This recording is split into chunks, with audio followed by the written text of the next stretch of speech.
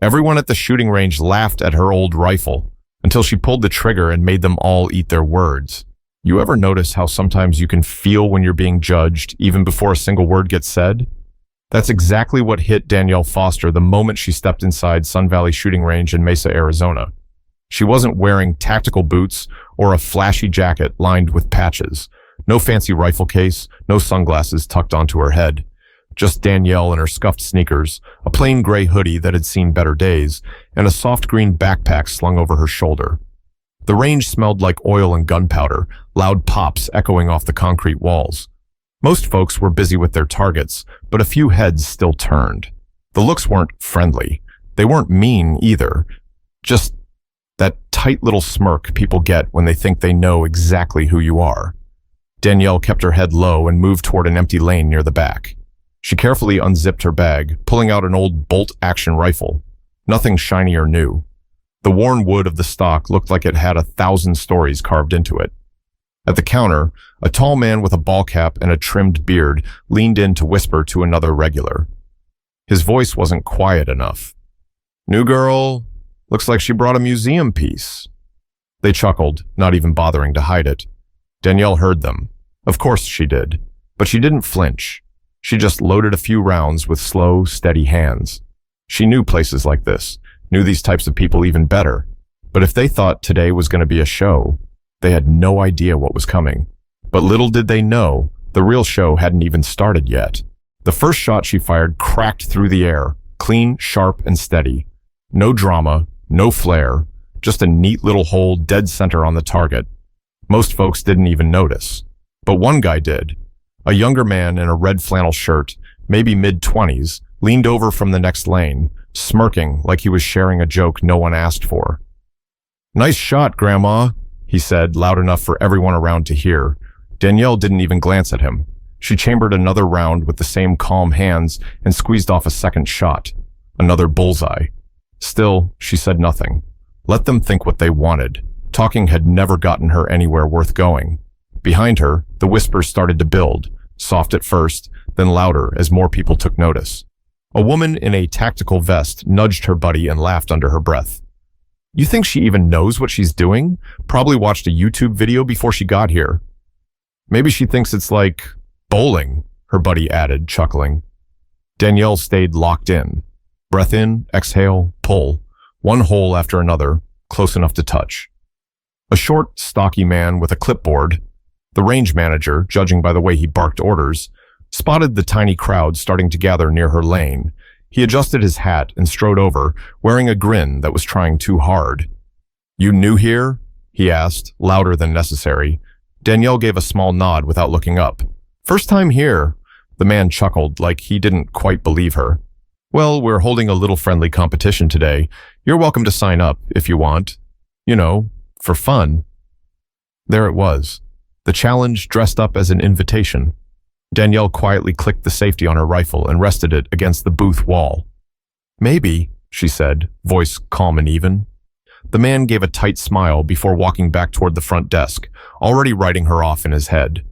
But as Danielle picked up a pen to put her name on the sign-up sheet, the air in the room started to shift. Just a little. The sign-up sheet was simple. A few names scribbled down, mostly regulars, mostly men.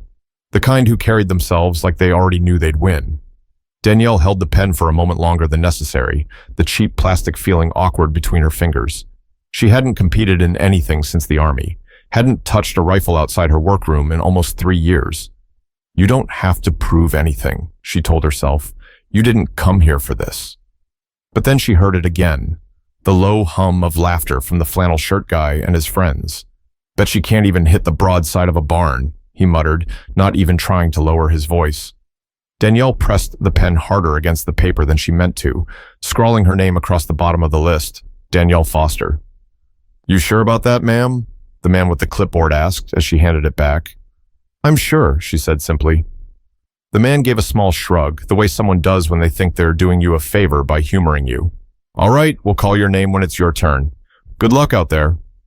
Danielle went back to her booth and began checking over her rifle. It was an old friend to her, battered but reliable. A tool that had once been part of her every breath, every heartbeat. As she wiped down the scope with a soft cloth, an older woman with salt and pepper hair, one of the rare few not smirking, paused at the lane beside her. "You any good, honey?" she asked in a low voice. Danielle gave a half smile. "Used to be." The woman chuckled, not unkindly. "Well, sometimes used to be is just sleeping, not gone." Danielle nodded once, tucking that line into her back pocket like a lucky coin. The intercom crackled to life above them. "All right, folks, gather up. Competition's about to start."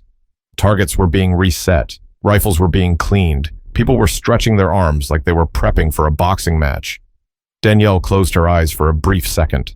She could almost smell the red dust of Afghanistan, hear the calls in her earpiece, feel the bone-deep ache of her old life. But when she opened her eyes, all she saw was a paper target waiting at 100 yards, clean and still. But as she tightened the strap of her gloves, Danielle knew this wasn't just about a prize. It was about something she hadn't let herself feel in years.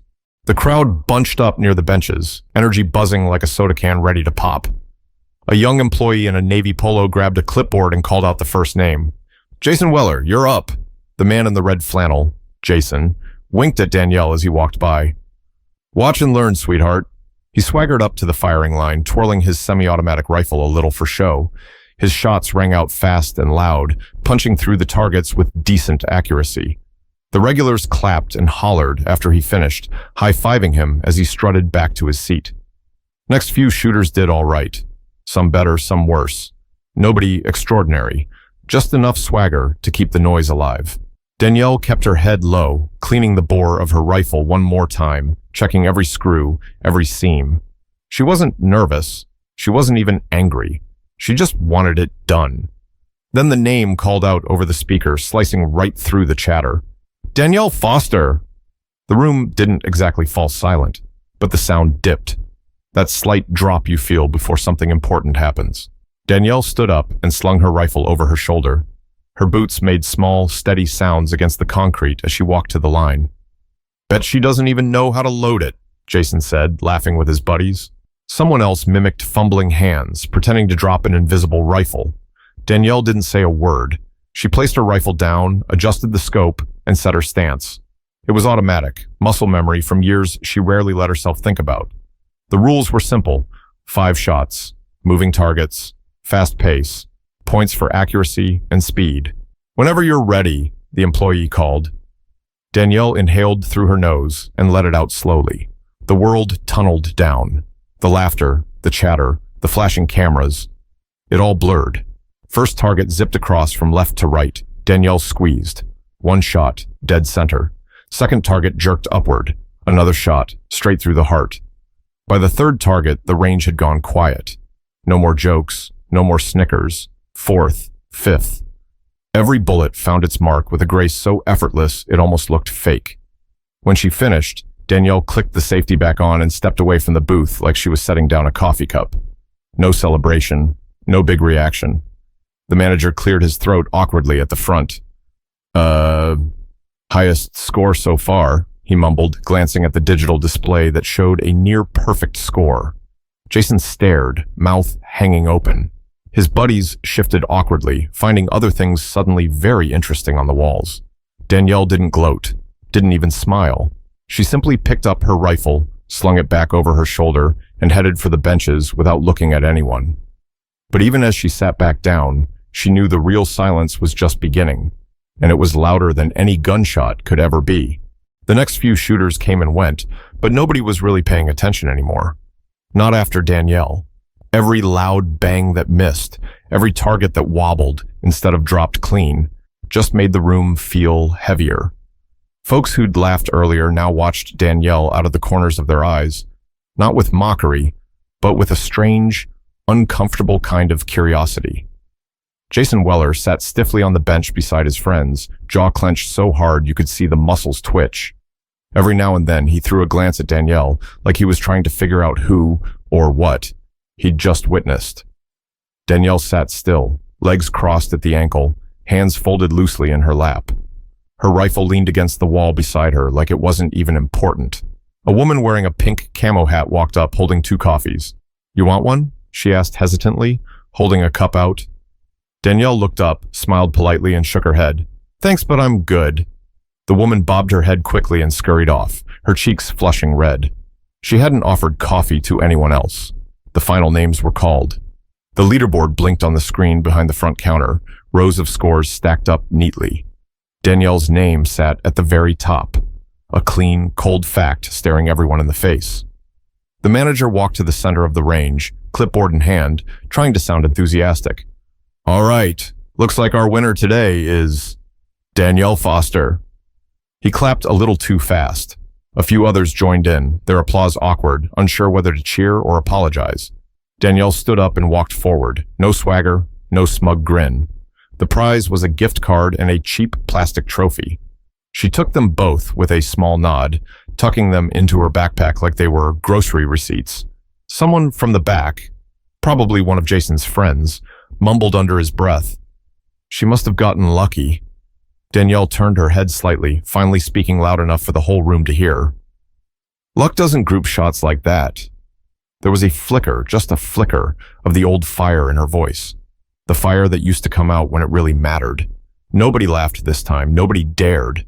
But deep down, Danielle knew the questions had just started, and some of these people wouldn't be able to stop wondering. The crowd thinned out fast after that. Some packed up their rifles in tight silence. Others offered Danielle awkward nods as they slipped past her, like she was some living legend they weren't sure how to approach. Danielle didn't rush. She sat on the bench, wiping down her rifle with slow, deliberate movements.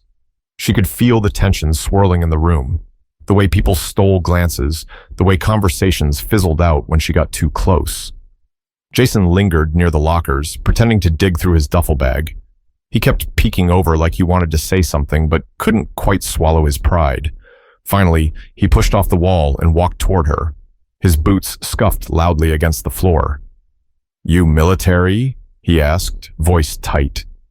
Danielle didn't look up. "Something like that." Jason shifted awkwardly, rubbing the back of his neck. You shoot like someone who's been doing it a long time." Danielle finally met his eyes. There wasn't anger there, no spite, just a steady, unblinking calm. "Long enough," she said. Jason opened his mouth like he wanted to press further, maybe ask what unit, where she served, how many tours. But something in Danielle's face told him he wouldn't get any answers he deserved. Instead, he cleared his throat and muttered, "Good shooting," before slinking back to his friends. Danielle finished packing up, slid her rifle back into the battered green case, and zipped it shut. The old woman from earlier, the one who'd offered the coffee, gave her a little wink as she passed by. "Told ya," she said softly.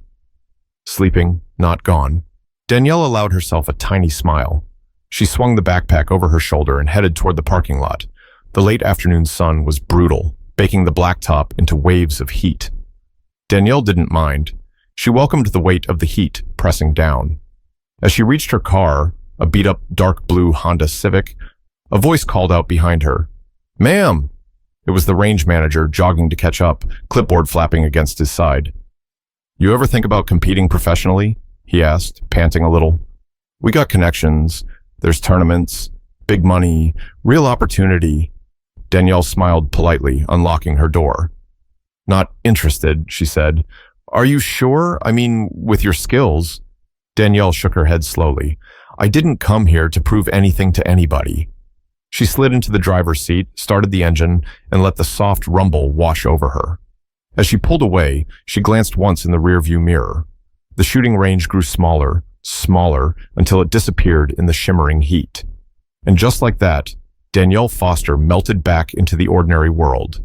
No medals, no headlines, no applause. Just a quiet woman, carrying the weight of a life most people could never begin to understand. But somewhere deep inside, she knew today wasn't really about winning. It was about remembering who she still was, even after all this time. The road stretched out ahead, long and open, the desert sun painting everything in hard gold and soft shadows. Danielle tapped her fingers lightly against the steering wheel, letting the rhythm steady her heartbeat. She wasn't mad at the people back there. Not really. They didn't know her story, didn't know about the years she spent crawling through dirt and concrete, heart pounding in her ears, waiting for a command she sometimes prayed wouldn't come. They didn't know about the lives she had to take, the ones she couldn't save, the promises she made in the silence afterward when nobody else was looking. Danielle didn't blame them for assuming things based on what they could see. Truth was, most people only understood what sat right in front of them. But every now and then, it felt good to remind the world, strength doesn't always look like armor, and real skill, the kind you can't fake, doesn't need permission to exist. At a red light, Danielle watched a father teaching his daughter how to ride a bike in the parking lot of a strip mall. The girl wobbled and nearly tipped over, but the dad caught her laughing. Danielle smiled to herself. She'd done enough fighting for one lifetime. Now it was time to live small, live quiet, and find peace in the everyday things that didn't make headlines. She turned the corner, heading toward home. Her little apartment with the creaky floors, the overgrown plant on the balcony, and the books she'd left half-finished on the kitchen table. The trophy from the range clattered lightly in her back seat with every bump in the road, forgotten already. It didn't mean much. It never did. But the feeling she carried home, the quiet fire rekindled inside her, that was something nobody could take. Because no matter how much the world underestimated her, Danielle Foster knew exactly who she was. And that was enough. And maybe, just maybe, somebody at that range would remember her the next time they thought they had somebody all figured out. Never judge someone's strength by what you see on the surface. Real power often moves quietly, without asking for recognition. If you enjoyed this story, share it with someone who might need a reminder that real strength doesn't need to shout. Stay humble, stay sharp, and never forget who you are.